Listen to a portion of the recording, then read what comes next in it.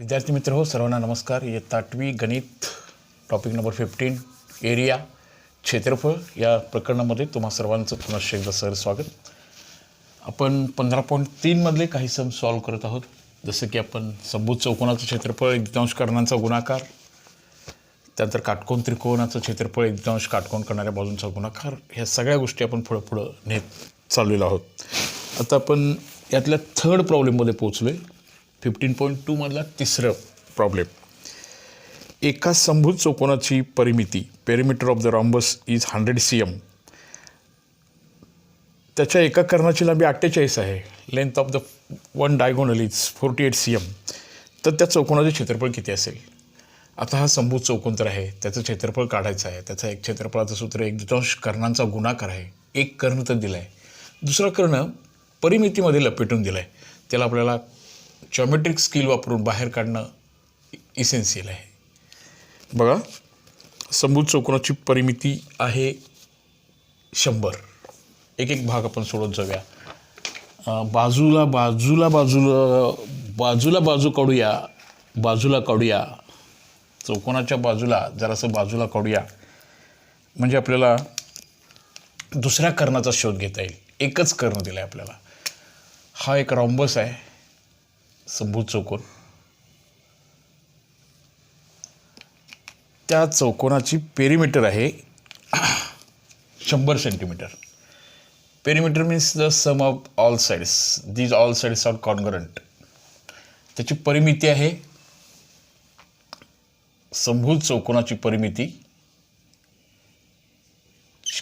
समभुज चौकोनाची परिमिती आहे 100 सेमी. त्यानंतर ह्याच्या चारी बाजूंची बेरीज, म्हणजे हे परिमिती म्हणजे x + x + x + x 4 times, that is equal to 100. Therefore 4x is equal to 100. Therefore x is equal to 100/4, that is x is equal to 4 2 8 आणि 4 5 20 25 सेंटीमीटर याची व्हॅल्यू येणार. Therefore the side of the rhombus is 25 cm येणार. Okay, हा इथं 1 मार्काचा भाग असा पूर्ण करून घेता येईल. थोडंसं ॲडिशनल विचार करायला लागण्यासारखे सम्स आपण सॉल्व करतो आहे. असून त्याचा एक कर्ण 48 आहे, तर त्याच्या एक कर्ण 48 आहे. समभुज चौकोन आपण रॉम्बसचा विचार करत आहोत. एक कर्ण यातला मोठा कर्ण हा 48चा घेऊया, 48. आणि मग सेकंड डायगोनल हा छोटा घेऊया. आता हा जो ABCD असा होईल, ह्याचा हे कर्ण परस्परांना 90च्या अँगलमध्ये बायसेक्ट करतात. ही त्याची फर्स्ट प्रॉपर्टी आहे. याचे डायगोनल्स जे आहेत ते 90च्या अँगलमध्ये मीट होतात. Therefore that angle AOB must be equal to, हा जो AOB अँगल तयार होईल तो 90चा. Property of the diagonal property of rhombus, कर्णाचा गुणधर्म. शिवाय OA हा जो भाग आहे इथं बाळांनो, OA हा जो भाग आहे, OA हा डायगोनलचा हाफ सेक्शन होणार. तो 48च्या निम्मा असणार. That is equal to 24. हा 24 आहे, हे 25 आहे. आणि आपल्याला आता हे व्हॅल्यू शोधायला लागेल. In right angle triangle AOB हा काटकोन त्रिकोणामध्ये जावं लागेल. बघा, टीव्हीच्या दृष्टिकोनातून जरासं जास्त विचार करायला लागण्यासारखं गणित म्हणूया. काटकोन त्रिकोण AOB जावं लागेल आपल्याला, आणि छोट्या कर्णाची व्हॅल्यू फाइंड आउट करावं लागेल, आणि मग आपल्याला त्याचं क्षेत्रफळ काढावं लागेल. काटकोन त्रिकोण AOB मध्ये हा राईट अँगल ट्रायंगल आहे. म्हणजे कुठल्या महान शास्त्रज्ञाचं प्रमेय इथं यूज करावं लागेल बाळांनो? यस, पायथागोरसचं प्रमेय इथं वापरावं लागेल. पायथागोरसच्या प्रमेयानुसार हा कर्णवर्ग म्हणजेच बाजूवर्ग अधिक बाजूवर्ग, बाजू 1चा वर्ग किंवा बाजू 2चा वर्ग असं म्हणणार आपण. हे पायथागोरस प्रमेय वापरावं लागेल. आता इथं कर्णाची लांबी किती घ्यावी लागेल सांगा बरं? 90 अंशाच्या कोणाच्या समोरची बाजू आहे तिला आपण कर्ण म्हणतो. सर्वात मोठी बाजू 25चा स्क्वेअर होईल. 25चा स्क्वेअर होईल 25चा वर्ग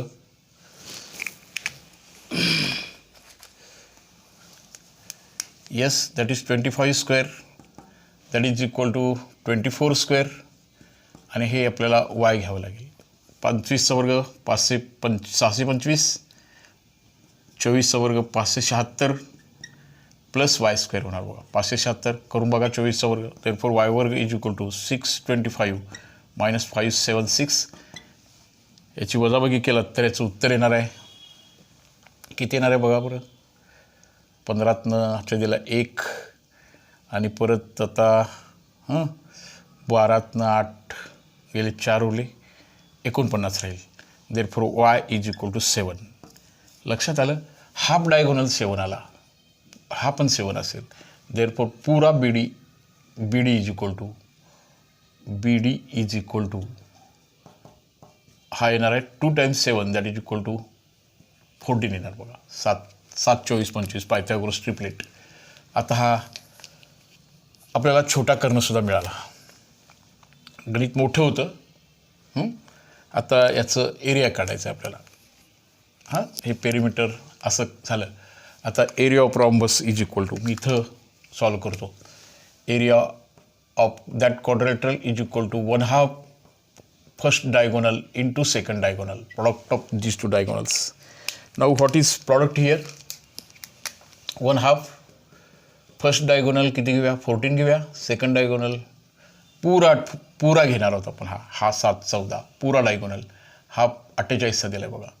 2 7 14 ह्याचा प्रॉडक्ट करूया. 48 इंटू 7 7 8 56 7 चौक 28 आणि 5 33 सेमी वर्ग हे त्याचं एरिया असेल. तसं गणित छोटं होतं पण उत्तरासाठी थोडंसं मोठ्या पायऱ्या किंवा जास्त सॉल्व करावं लागलं असं हे गणित होतं बाळू. एक रॉम्बस दिला होता, त्याची पेरिमीटर दिली होती. पेरिमीटरमधून आपण साईड बाजूला काढली. साईड आणि फर्स्ट डायगोनलचा हाफ सेक्शन घेऊन पायथागोरस प्रमेय वापरून आपण सेकंड डायगोनलचा हाफ पार्ट काढला. पुऱ्या डायगोनलमध्ये कन्वर्ट केलं आणि त्या चौकोनाचं क्षेत्रफळ जे संभूत चौकोनाचं क्षेत्रफळाचं सूत्र आहे 1/2 कर्णाचा गुणाकार product of the diagonals is equal to 14 into 48 into half that is answer is equal to 336.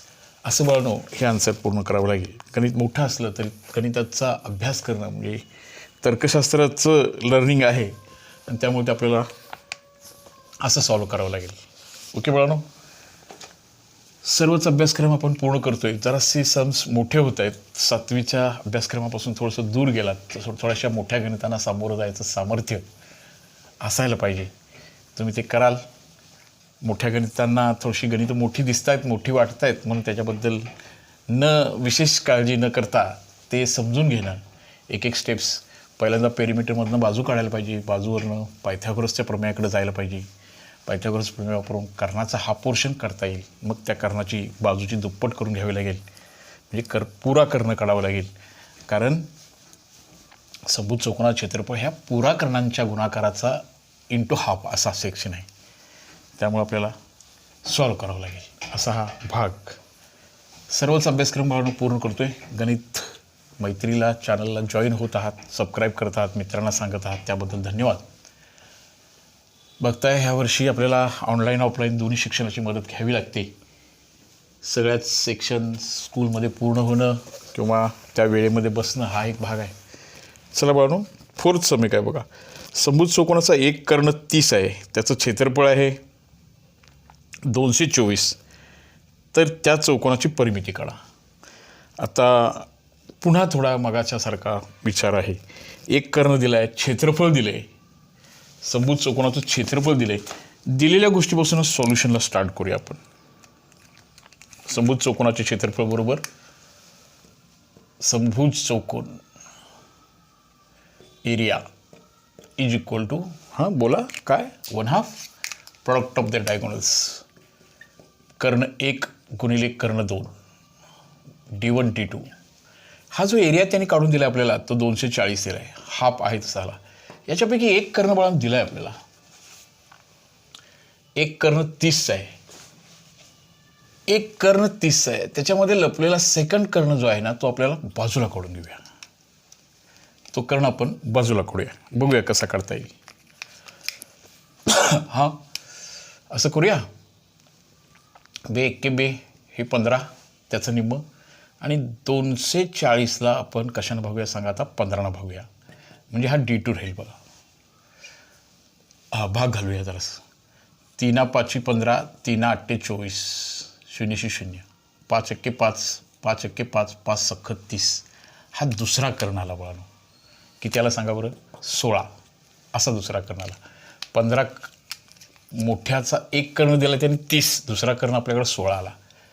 कर्णातून आपल्याला पेरिमीटरकडे जायचं आहे, म्हणजे बाजूकडे जायचं आहे. पुन्हा मगाच्यासारखं म्हणजे आपल्याला फिगर काढावी लागेल आणि त्या फिगरमधून ते समजून घ्यावं लागेल. हा जो भाग तयार होईल हा रॉम्बस आहे. याचे हे डायगोनल्स आहेत. पहिला डायगोनल जो मोठा डायगोनल घेऊया तो घेऊया बघा. याचे 2 भाग कॉन्ग्रंट पार्ट होणार. 30चा होता म्हणजे इथं 15 राहणार, इथं 15 राहणार. सेकंड आहे बघा. हा जो आहे सेकंड डायगोनल जो आहे ना तो आला आता 16, म्हणजे त्याचे 2 कॉन्ग्रंट पार्ट होतील. असं होईल. हे मला आरामात झालं पाहिजे. आता समभुज चौकोनाचे कर्ण परस्परांना दुभागतात. नुसताच दुभागत नाहीत तर ते काटकोनात दुभागतात, असा त्याचा अर्थ आहे, असा मिनिंग आहे. आता पुन्हा आपल्याला बाजूकडे जावं लागेल, मग पेरिमीटरकडे जावं लागेल. पुन्हा पायथागोरसची मदत घ्यावी लागेल. ग्रेट मॅथमॅटिशियन पायथागोरस यांनीच आपल्याला याच्यातून बाजूला हे गणित सोडवण्यासाठी यांचा गुणधर्मच निश्चित उपयोग पडेल. In right angle triangle PTQ by Pythagoras theorem. काटकोन त्रिकोण PTQ मध्ये पायथागोरसच्या प्रमेयानुसार PTQ काटकोन त्रिकोण PTQ मध्ये पायथागोरसच्या प्रमेयानुसार काटकोन त्रिकोण right angle triangle PTQ by Pythagoras theorem पायथागोरसच्या प्रमेयानुसार हा कर्णाचा वर्ग बाजूच्या वर्गांच्या बेरजे इतका असतो. ते आता तुम्हाला वापरता आलं पाहिजे. कर्णाचा वर्ग म्हणजे PQचा वर्ग, PTचा वर्ग आणि कुणाचा वर्ग बघा QTचा वर्ग.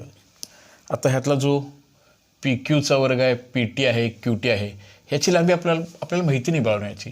ह्याचे ऑल साईड्स आर कॉन्ग्रंट असणार आहे आणि त्याच्यामधून आपल्याला पेरिमीटर मिळणार आहे. That is equal to say x square is equal to PT square is equal to now we take the value here PT square is equal to 15चा वर्ग आणि 8चा वर्ग. 15चा वर्ग बाळानो 5चा वर्ग 25, 1 गुणिले 2 225, 8चा वर्ग 64. ह्याची बेरीज करूया. 225 मध्ये 64 घालूया. 9 8 289 आलं बघा. 289. आता तुम्हाला याचं स्क्वेअर रूट 289चं माहिती असायला पाहिजे. That is 17. ते 17 येणार. आता सांगा बाळानो ह्याची ईच अँड एव्हरी साईड ह्या रॉम्बसची किती येणार सांगा. आता ह्या प्रत्येकाची बाजू ही किती येणार बघा. हां किती आली? 17 आली. म्हणजे आता सांगा बघा गणित कसं वेगवेगळ्या पद्धतीनं. हे जे 17 आलं, हे 17 आलं, हे 17 आलं, हे 17 आलं. आता ह्या चौकोनाची पेरिमीटर पाहिजे होती, ह्या चौकोनाची परिमिती पाहिजे होती. परिमिती म्हणजे ह्या चौकोनाच्या सर्व बाजूंची बेरीज आहे. परिमिती म्हणजे सर्व बाजूंची बेरीज. 17 अधिक 17 अधिक 17 अधिक 17. बोला किती उत्तर येणार? ह्याचं उत्तर किती येणार? 17ची 17 17 17 2 34, 17 51, 17 चौक 68, 68 not 65, 68. Unit is not semi square, that is semi, कारण ती लांबी आहे. क्षेत्रफळाचं एकक असतं सेमी स्क्वेअर, परिमितीचं असतं ती लांबींची बेरीज, आणि त्याचं उत्तर सेमीमध्ये येणार. दोन्हीही प्रश्न याच्यामधले थोडेसे टिपिकल होते, थोडेसे मोठे होते. असे मोठ्या प्रकारचे सम सोडवण्याची कुवत, थोडीशी तर्कसंगती आपल्यामध्ये विकसित झाली पाहिजे. ही गणितं पुन्हा एकदा न बघता सॉल्व करा. तुम्हाला अशा प्रकारच्या गणितांना सामोरं जायचं सामर्थ्य तुमच्यात तयार झालं पाहिजे, असा स्टडी झाला पाहिजे. समभुज चौकोन क्षेत्रफळ दिलं होतं. क्षेत्रफळाचं सूत्र पहिला कर्ण दुसरा कर्ण 1/2. आपण ह्याची मदत घेऊन ह्यातनं दुसरा कर्ण बाजूला काढला. ह्या छोट्या कर्णाचे मोठ्या कर्णाचे 2 समान भाग, छोट्या कर्णाचे 2 समान भाग. In right angle triangle by Pythagoras theorem we find the value of side, that is side is 17 17 17 17 4 times 17 that is equal to 68. अशी त्याची परिमिती आहे. असा हा 15.2 मधला हा भाग किंवा दोन्ही सम्स आपण असे सॉल्व करायला पाहिजेत. परत एकदा अशा प्रकारच्या सम्सना सामोरं जाण्यासाठी थोडंसं एकदा दोनदा हे नीटपणे ऐकायला पाहिजे आणि न बघता सॉल्व करण्याचं सामर्थ्य तुमच्यात तयार झालं पाहिजे. नीटपणे शांतपणे समजून घ्याल, सॉल्व कराल.